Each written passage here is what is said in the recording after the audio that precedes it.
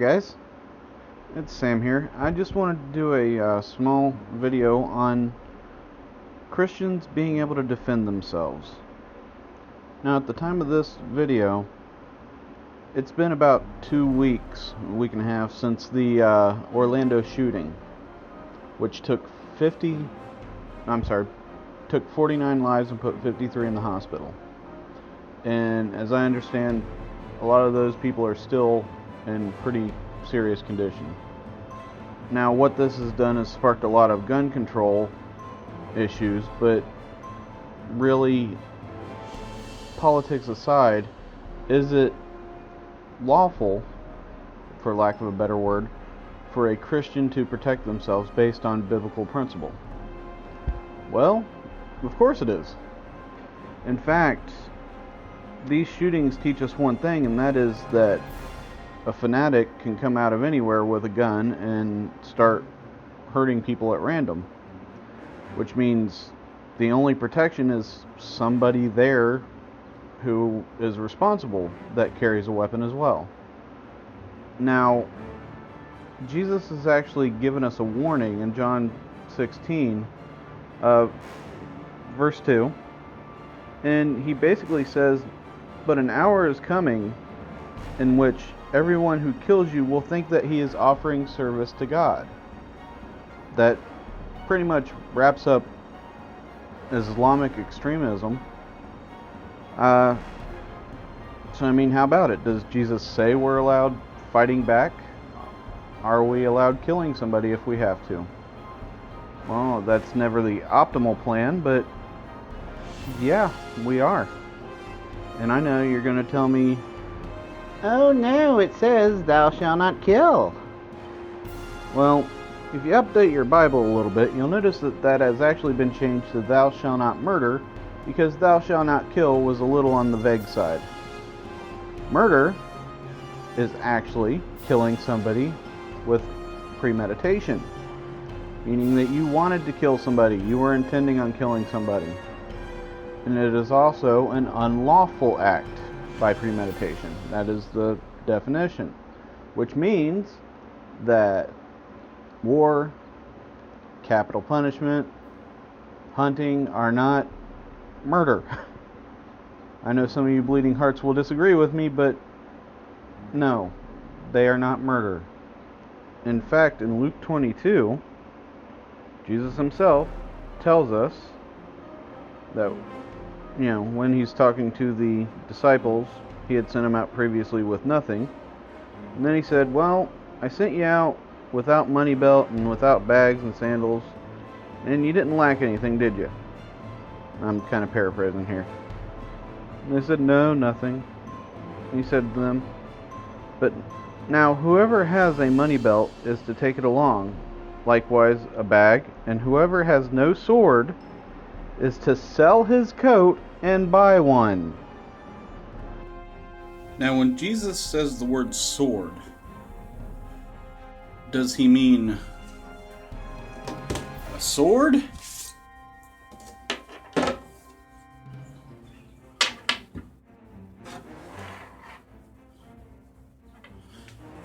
Something like this?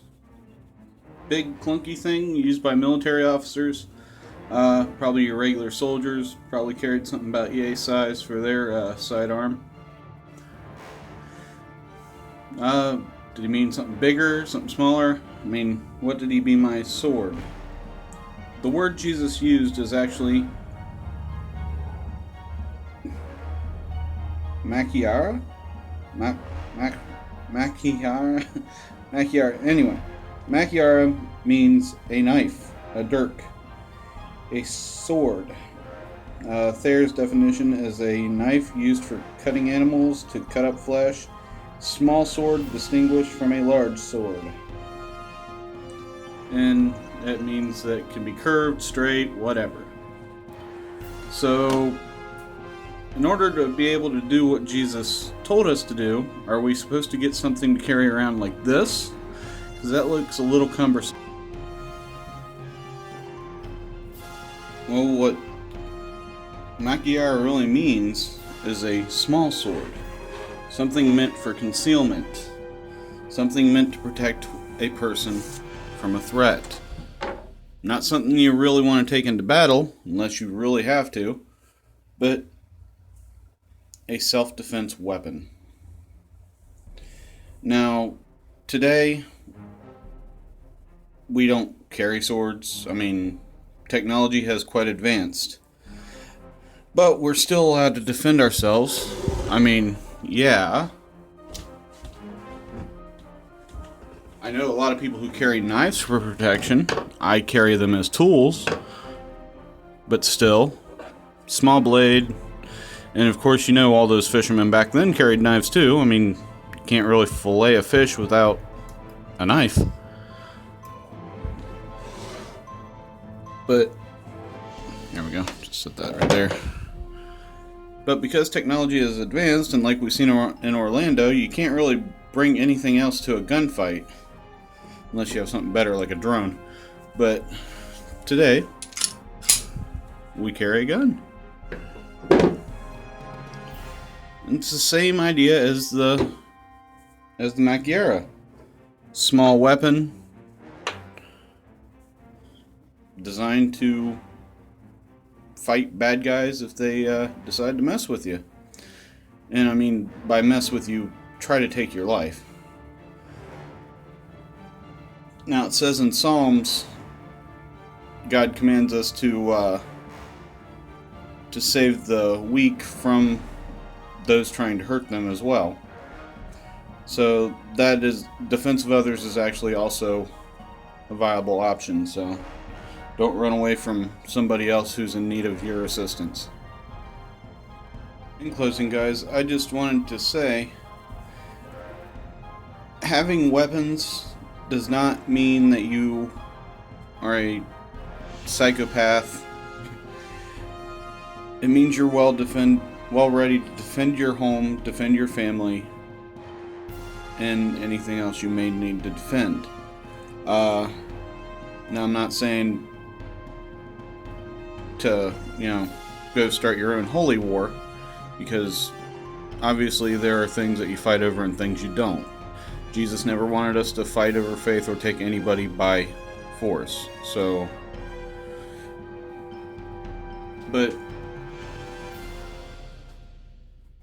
God says in Psalms that precious in the eyes of the Lord is the death of one of his saints. Precious there means costly, because we were worth the price of his son's blood. We were worth his son's life. That is how much we mean to God. So please don't let naive thinking let you be taken out of this world because you think you're supposed to be a pacifist. Now, if you are a pacifist, I'm sorry. I don't know what to say to you. But, self-protection is not a bad thing. And a lot of these things I would never want to hurt anybody with. I mean, most of them, like my rifle here, for actually hunting small game, for keeping yourself alive. But if I had to defend myself, unfortunately I would have to. But in closing, guys, I just wanted to say God bless. Just love everyone like Christ loved you, because that is by far the greatest commandment God gave us. God bless.